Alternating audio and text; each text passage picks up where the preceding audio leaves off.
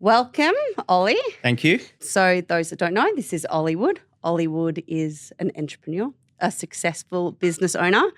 And today we are going to be talking about one of his companies, Majestic Stairs, and specifically how you made $600K in one day at Majestic Stairs. Yeah. It all started with a cold call. Well, it all started really with COVID, and COVID was a very stressful time, but I didn't have much to do. I happened to be at a barbecue and heard about this company that due to COVID and the owner, I guess, getting a little bit older and probably checking out of the business, wanted to sell it. Mm-hmm. My natural curiosity led me to look at it. Okay. And it just looked like a good deal. It looked like, I didn't know anything about staircases, but it looked like a lot of equipment, a lot of company, and it had a good reputation in the market. I like a good deal. I like to get value. So we started looking at this business. I sort of rounded up a few mates and said, why don't we buy it and try to resurrect this thing? Okay. And so we did. We put in an offer that after a bit of negotiation hassle with the seller, we got there. But I guess what we didn't anticipate was the market at the time and the building boom, which nobody really saw coming. And it was good and bad because the building boom was a stimulus where if you're a resident or a citizen, you were given significant amounts of money to build a new home, which obviously stimulated this huge growth in the housing market. But being a finishing trade, we were at the end of the line. Right. So all of a sudden there was this massive logjam of jobs, and our cash flow was being absolutely strangled. Right. So you bought the business, you opened the hood. Yeah, but I'm a white collar kind of worker. Yeah. And we turn up to this place in Maylands and meet a whole bunch of people that we don't know. Morale wasn't good. The business wasn't good. We had people leaving. We had jobs that weren't getting finished. There were a lot of things that were going wrong, which were all problems over time. A big issue that we had was one of our major competitors was just smashing us on price. Okay. It was really born out of frustration because I guess in my perspective, I started to look amongst my peers a little silly, right? I was the one that instigated going to buy this company and asked them to put their savings into it and said, we're going to turn it around. It's all going to be rosy. And that really wasn't panning out. So despite our best efforts, myself and Matthew to sort of go in and market it and put in systems and advertising and try to win back clients and bring back staff, I just felt we were treading water and it was a cash flow burn. Okay. And this thing that was just annoying me was this competitor, did we win that job? No, we've lost it to Stallion, who was this company down in Cannington. By price? And significant amount of money. So it wasn't just by, $500, $1,000, which you could kind of wear, you go, okay, well, we were close. Okay. It was like $3,000-$4,000. And born out of frustration, and we discussed in board meetings this external company that we compete with, as any company does. You sort of discuss where you fit in the marketplace. Are you at the top, are you in the middle, bottom, whatever. We were told that the guy that runs it is a bit crazy, he's kind of aggressive, or he's got some sort of secret sauce. And we were almost told to steer clear of him. And one day I just literally thought, I've got nothing to lose. Well, did the opposite because I was frustrated. And within a minute of the phone call, it becomes quite apparent that things aren't all as they seem. And he's in a bit of bother. He's in a bit of trouble. He's on the verge of bankruptcy. He didn't tell me this. I could just tell by talking to him. And he said, come see me. And so I hopped in the car and I told my co-directors that that's what I was doing. I was going down to Cannington to meet this guy. It's a reaction. Well, they just said, yeah, go have a look at it, see what's there, right? And so I get there. The owner of the business was walking around in his socks, was clearly had alcohol in his breath, or you could smell he'd been drinking recently. And the wife was there. She sort of pulled me aside and kind of gave me the whole story and told me it's not all roses. They're up shit creek. And turns out his mum and dad had been put on as directors. He personally had gone bankrupt and They owed the ATO a lot of money. And they were struggling to do jobs. They were getting warranty claims. Things were not good. And it stemmed down from the fact that they didn't do things properly. They didn't quote properly. They didn't do CAD designs and get proper client sign off. I'm going to buy this business. Yeah. Well, so I said, how much you want? And he said 50 grand. And so I, called up our co-directors and said it's 50K. From what I can see, there's a heap of stuff there. I didn't really know what any of it was. Machines, tools, a couple of utes, vans, American oak, steel, glass, and a whip book. And this is where the 600 grand came from. There was about $600,000 just in whip alone. Wow. So I went out and took out the cash and came back the following day. And when I pulled up, I actually went, I don't think it's worth 50 grand. So I took 20 out, left it in the glove box, walked in with 30. And he said, no worries, I'll take it. And the 30. Good luck. And they took it, signed over the papers for all the vehicles and things. And that afternoon, I interviewed his staff. From memory, there was about 17, 18 employees that worked there at the time. Mm-hmm.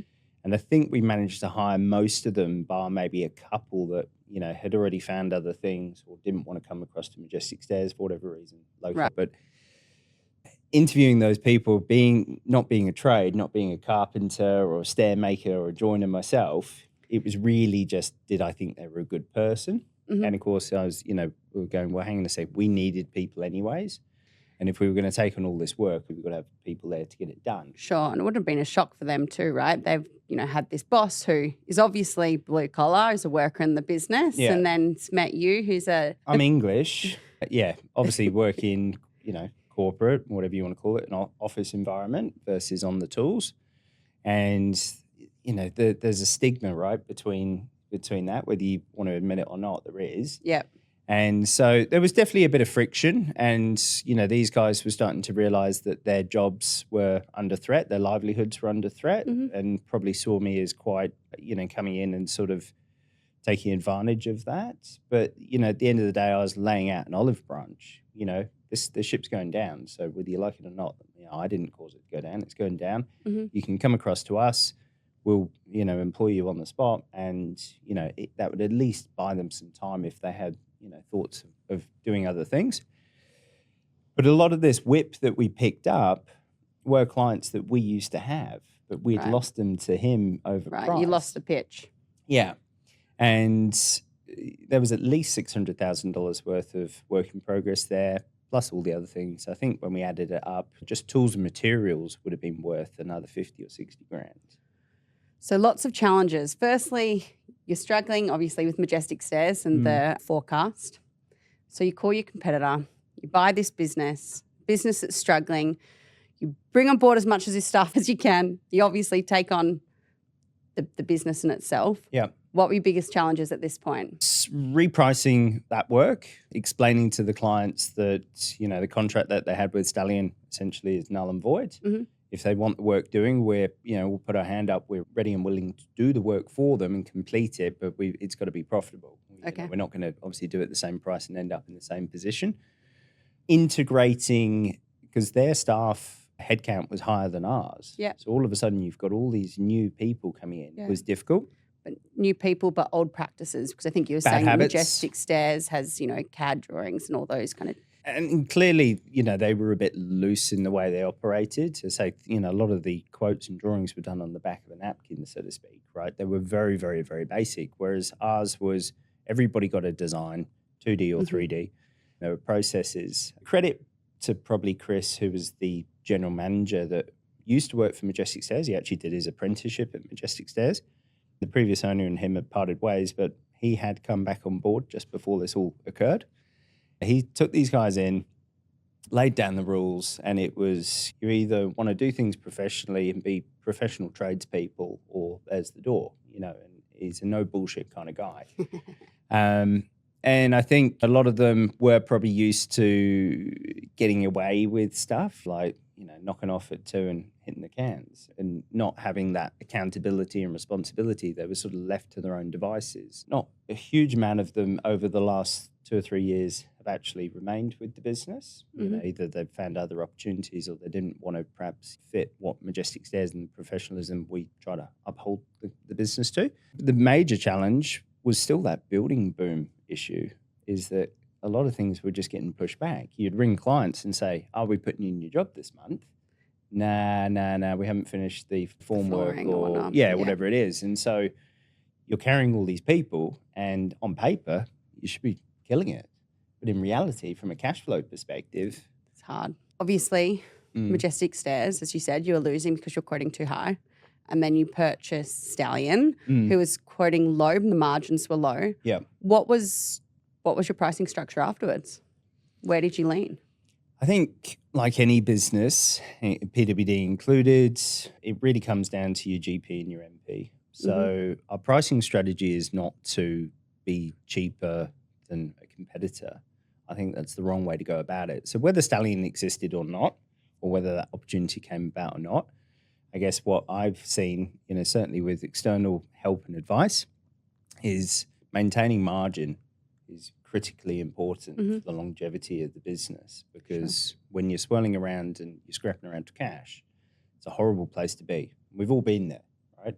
And there's phases of business or times of the year where that is naturally going to happen because there's, seasonal trends, etc. But if you're dealing with it all year long, it can be pretty scary and stressful, right? So I think a lot of business owners, a lot of directors, sort of run by gut feel, and they price the job on what they think somebody will accept rather than margin. And this is something that we're doing at PWD constantly. It is, yeah. Right? We're looking at our retainers, we're looking at our projects and saying, well, are they viable? Are they worth it? Are we burning too many hours on the back end? Easy to do.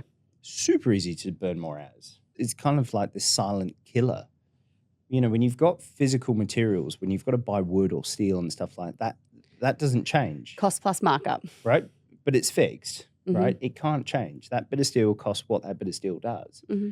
With hours, they can easily erode that margin. And I think, Majestic Stairs may not be the highest volume in the game. And it's, it's sort of, it's not, on the other end, it's not boutique-y either. It's not doing this sort of, grandiose, super luxury, highly complex things that only really an owner or a director could handle. It kind of fits into that higher middle market.